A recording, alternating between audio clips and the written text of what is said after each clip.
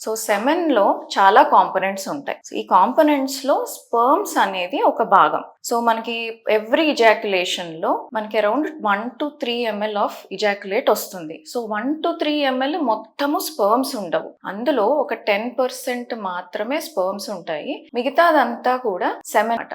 So అంటే semen అనేది ఒక మీడియా, ఒక బాడీలోంచి ఇంకో బాడీలోకి ట్రాన్స్ఫర్ అవ్వడానికి సెమెన్ అనేది ఒక మీడియా. ఈ మీడియా ద్వారా మేల్ బాడీలోంచి ఫీమేల్ బాడీలోకి స్పెర్మ్స్ అనేవి ఎంటర్ అవుతాయి. సో ఈ ఎంటర్ అయినప్పుడు అందులో ఏవైతే యాక్టివ్ స్పెర్మ్స్ ఉంటాయో, అంటే మంచి మొటిలిటీ ఉన్న స్పెర్మ్స్ అండ్ మంచి హెల్దీ స్పెర్మ్స్ మాత్రమే డిఫరెంట్ బ్యారియర్స్ ని బ్రేక్ చేసుకొని ఎగ్ దాకా రీచ్ అవుతాయి. ఏవైతే unhealthy sperms, dead sperms or immotile sperms ఏవైతే అసలు ఫర్టిలైజేషన్ కి పనికి రావో అది ప్లస్ మిగతా కాంపోనెంట్స్ సెమెన్ లో ఏవైతే ఉంటాయో అదంతా కూడా వెనక్కి వచ్చేస్తుంది. సో మీరు నార్మల్ గా ట్రై చేసేటప్పుడు సెమెన్ మొత్తం లోపలికి వెళ్ళాలి అని అవసరం లేదు. అందులో స్పెర్మ్స్ మాత్రం, ఎస్పెషల్లీ యాక్టివ్ స్పెర్మ్స్ మాత్రమే యూట్రస్ లోకి వెళ్తే సరిపోతుంది.